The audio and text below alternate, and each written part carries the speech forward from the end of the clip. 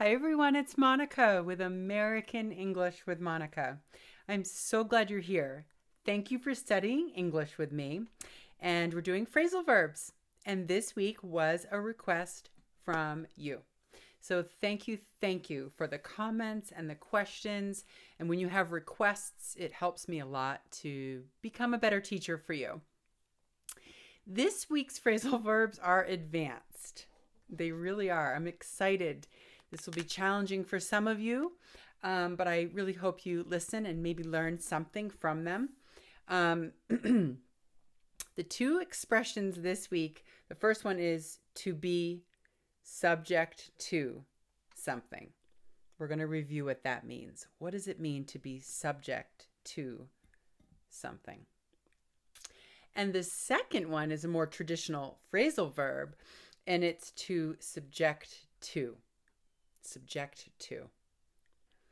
Now, before I discuss the meanings of these expressions, I want to tell you that this is a word in English. The word subject is an example of a word in English that changes meanings depending on which syllable is stressed. Let me say that again. I could do a whole video about English words that have different meanings depending on which syllable is stronger. So some English learners use the wrong word sometimes because they are saying the wrong syllable louder. Let me give you an example. This has nothing to do with this phrasal verb, but I want to give you an example of what I mean. If you take the word address, let me get a pen that works. The word address.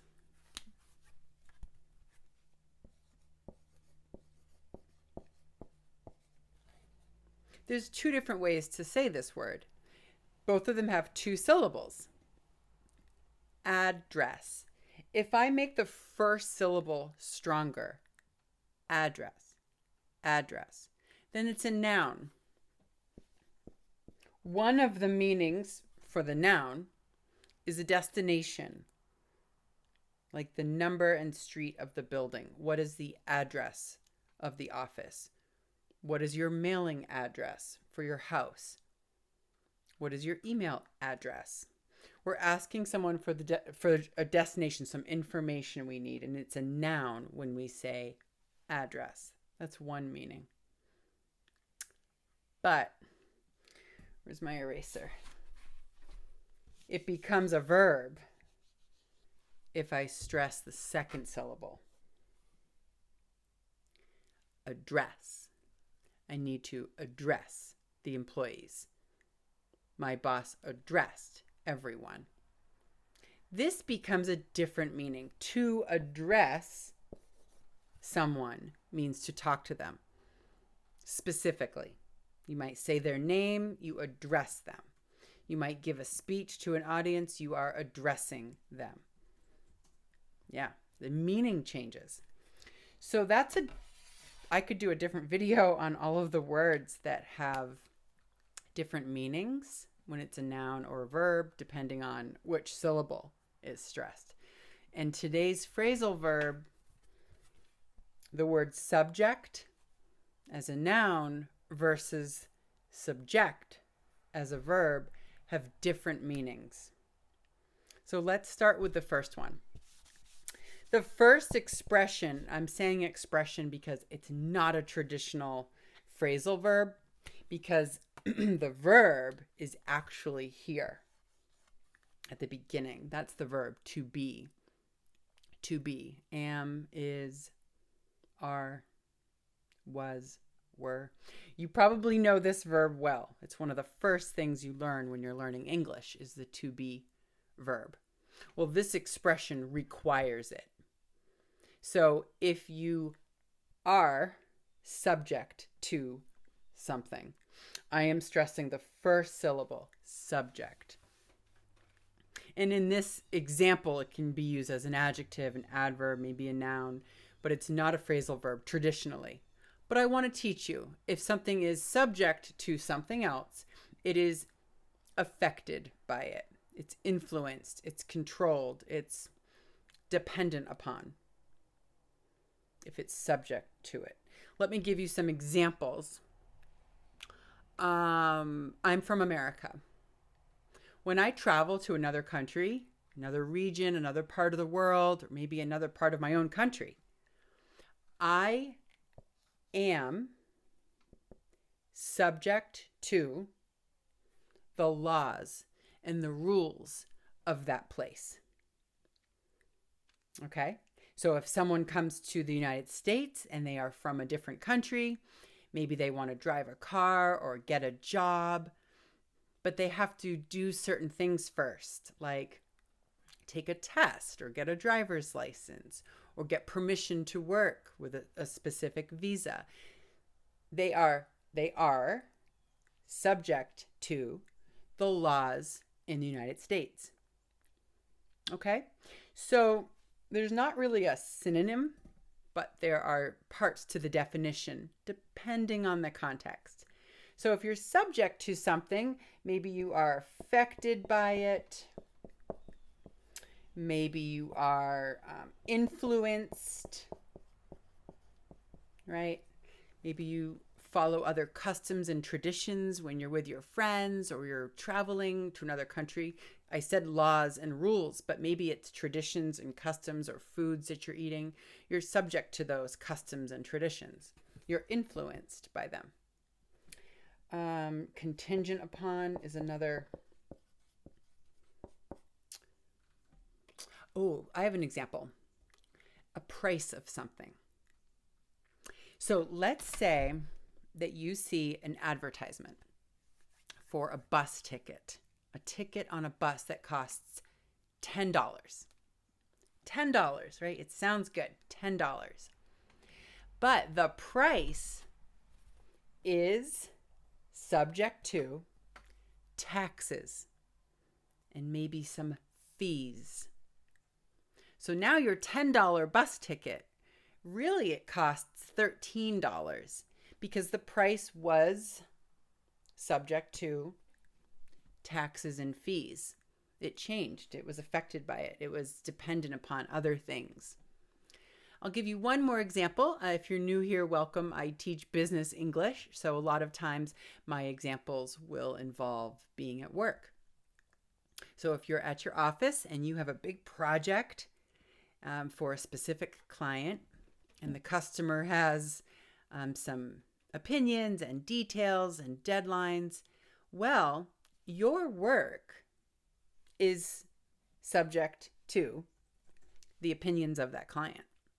They might change some details and now the deadline has changed because your scope of your project was subject to someone else's details and needs. Okay? Let's do the second meaning for subject.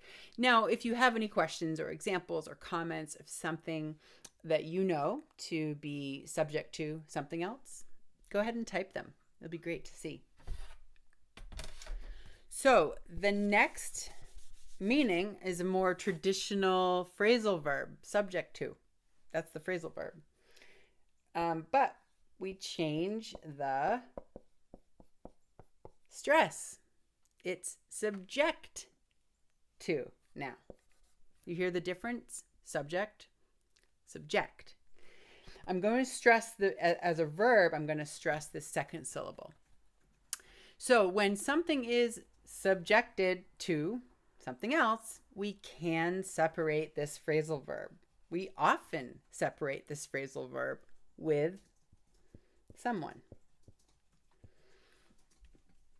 Okay?